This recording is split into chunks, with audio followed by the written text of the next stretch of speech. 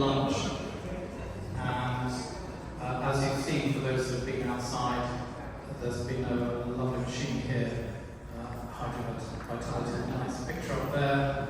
Dr. Grace Russell is going to talk to you about it for 15 minutes, and then I shall have to stop her because we're going to crack on, we've got lots to get through. So let me introduce her now. Dr. Grace, please step forward, and thank you very much. Thank you everyone, and thank you Alistair as well for organising and inviting us to this wonderful conference here. Just to tell you a little bit about myself, my name is Dr. Grace Russell, and I work alongside the Molecular Hydrogen Institute as their Research and Education Associate, but I'm also an independent consultant for Hydro Vitality, who make the oxyhydrogen machine you can see on the stage here. I'm not expecting many of you to know a lot about hydrogen inhalation therapies.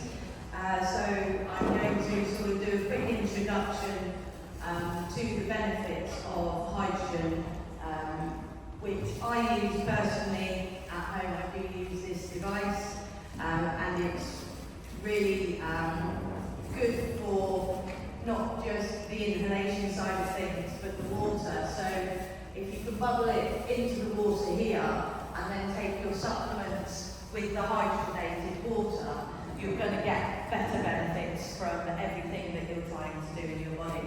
So a little bit about molecular hydrogen. We all know it's the smallest element that we have in the universe. These properties actually enable it to be able to travel down through the cells and get into the cytosol and into the mitochondria, which are our energy producers.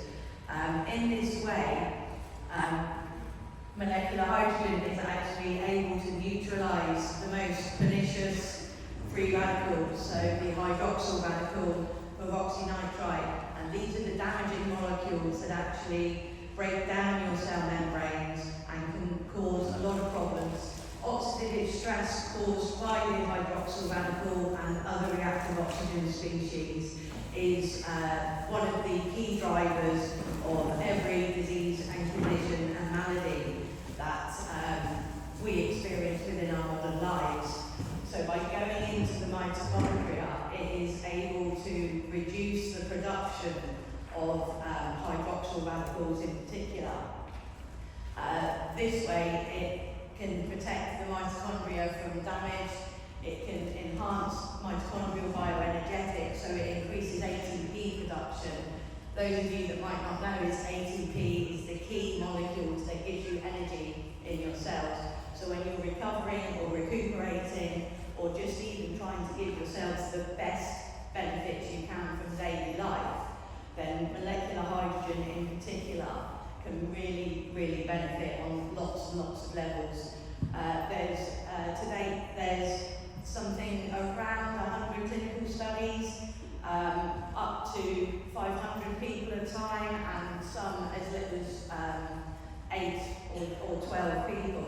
But the important thing from these studies that we've learned is that there are very little contraindications, so any supplements you might be taking won't be affected negatively at all by taking the oxyhydrogen here.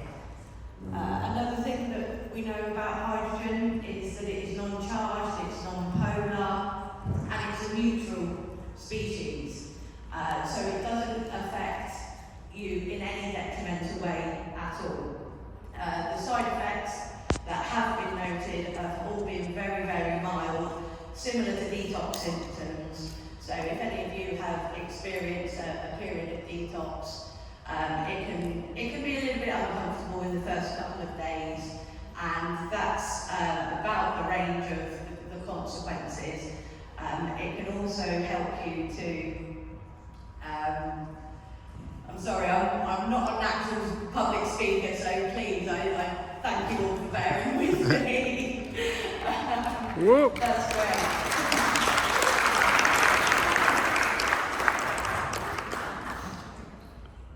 So yeah, to tell you a little bit more, the non-polar, non-charged molecule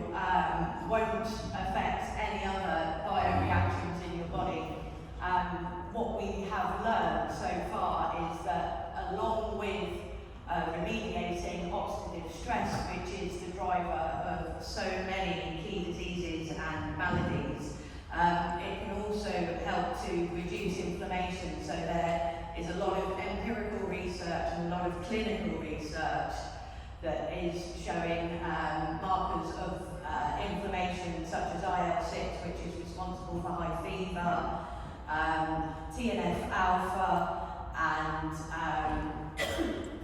lots of these other molecules. They're all down-regulated, and although the science is yet to catch up, what we're sure of is that there are interactions in the body that, along with iron, are able to split the dual molecule, and that is the way that it neutralizes all of the negative aspects of oxidative stress. Regarding inflammation, it's not just the key biomarkers that are down-regulated. So if you use something like hydrogen-rich water and you've got a sports injury, it can actually help you to repair and to recover quicker. It's cellular protective and promotes the energy, as I sort of said earlier, which from a holistic point of view is the best thing we can do for our bodies. Is to calm the oxidative stress, to calm down the inflammation, and to promote our energy levels. The effects that are typically seen really quite quickly are for cognition. So I am one, I will admit, that suffers from brain fog. In my age in life, there's a lot of women that have hormonal imbalances that can lead to lots of just daily things that aren't great for us and can make life a little bit difficult on a day-to-day basis. And there is clinical studies as well that support the fact that it can upregulate the brain chemicals such as choline and brain-derived factors that actually play a part in the aging process. So although we won't ever reverse the aging process, what we can do quite a lot of is slow it down. And by doing that, we can improve not just our physical being, but also our mental well-being. And again, it has a really favourable effect on stress hormones as well. So there is some evidence to show that it can reduce cortisol and hypertension. In Japan, in fact, they use hydrogen in hospitals after surgery to prevent cognitive decline and to rehabilitate the cardiovascular system. And we saw here yesterday about the clumping of blood cells, and there is quite a lot of evidence again now that actually molecular hydrogen and oxyhydrogen therapies in particular are able to improve the functionality of red blood cells. They're able to deliver oxygen better, I think is the only way I can put it, into where it's needed. So for things, certainly post-operatively, blood clots are a bit of a worry. And that's why in Japan, which their research is about 20 years ahead of ours, in the UK, there are only 2 research groups working on this, one led by myself and one led by the University of Kent. And they've done some really good work, but what we really need to do is to get support and get the awareness out there for people to realise that actually drugs aren't always our only option in health and well-being. I am an advocate for natural products. I do think that we should all be better educated in our health. It's something that we don't teach in schools. It's not something we're made aware of as children, but the natural products, our diet and our supplements and are moving, movement is also very important. They can all be enhanced by taking hydrogen therapies, whether that is through drinking hydrogen-rich water or through inhalation. Typically, inhalation, you get a far bigger dosage of the hydrogen, and it takes about 60 minutes for the body system to become saturated with hydrogen, and the favourable effects aren't just instant. They can last for many, many weeks, even after one session. And for this reason, to control our protein levels, our antioxidants, upregulation of things like catalase and superoxide dismutase work alongside the direct antioxidant action, and this is why you can see such fantastic effects really in a very short time, but these effects can be long lasting as well. And it's something that I use for general wellness, but a lot of the research focuses on disease conditions. So I'm going to name some of the disease conditions that have quite strong clinical evidence behind it. So we've just mentioned the cardiovascular system, hypertension, heart disease and recovery from operations. Within the brain, it can benefit the aging process, so it's good for releasing some of the symptoms and some of the biological markers as well that are associated with neurodegenerative diseases, but also anxiety and depressive disorders because of the hormone rebalance and the effect that it has on the glands in the brain.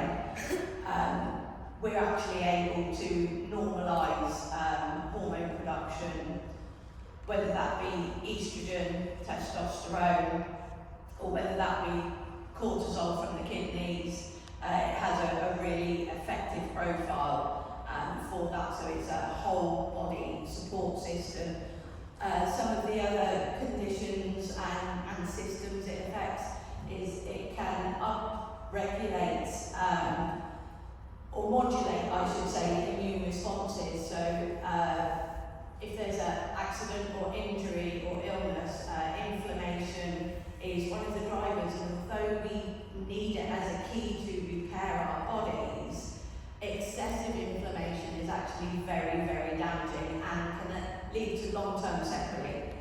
And what hydrogen can do here is modulate those white blood cells so they're not coming into the area like a huge army.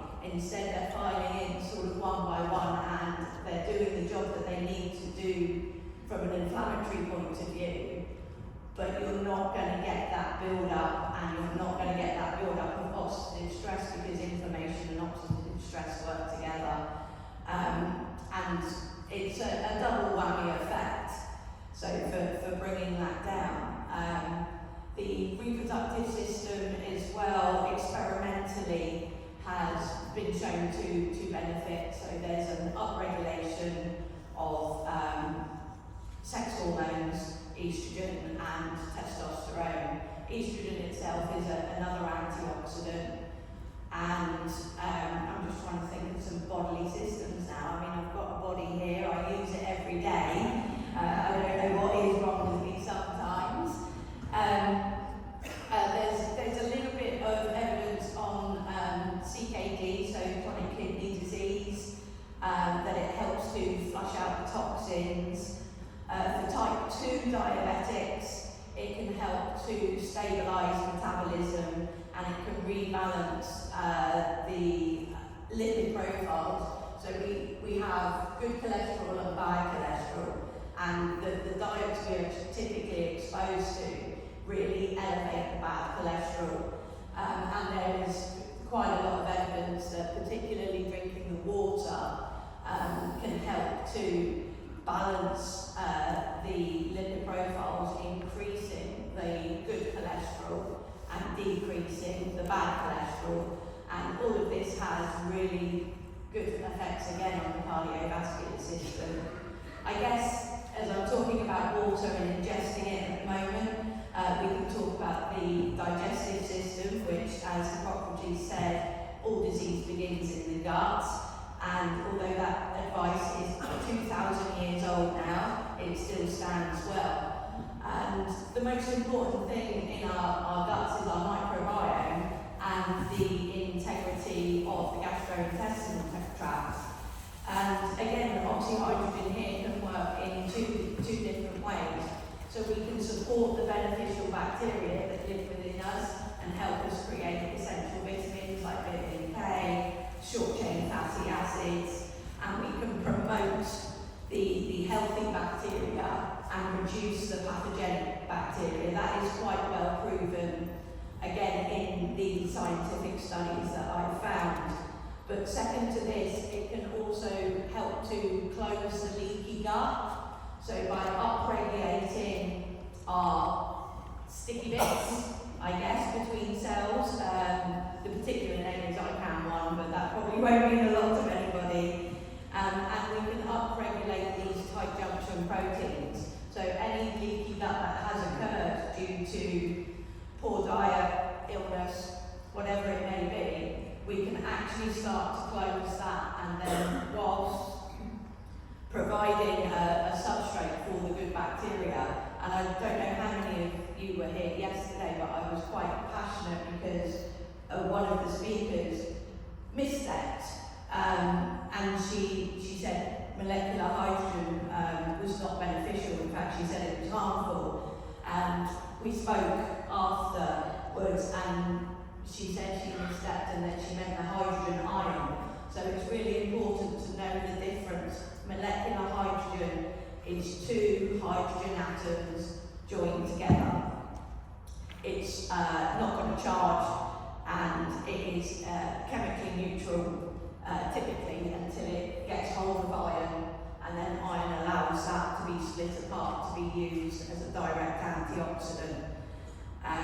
So we have the immune system that it benefits, the cardiovascular system, the neurological and central nervous system, and the reproductive system. It's every system in the body that we can actually support. There's very little contraindication, so if anybody is on some medicine, as with any new technology, we would say always observe. But I think the key thing here is to understand that it will support your supplements and it will support your well-being and movement. There's a system I didn't get onto, the musculoskeletal, but that's something that we can talk about and understand if you want to come and see me. And I think on all of your tables I've got the business cards for the Molecular Hydrogen Institute, and that is a non-for-profit research and education focused entity that will be standardising the industry. It's led by my friend and colleague Dr. LeBaron, and he's been studying molecular hydrogen in Africa for 15 to 20 years now. And I think that's everything I have to say. I'm really sorry if I blurred all through, but do come and see me or email me and ask me any questions you might have.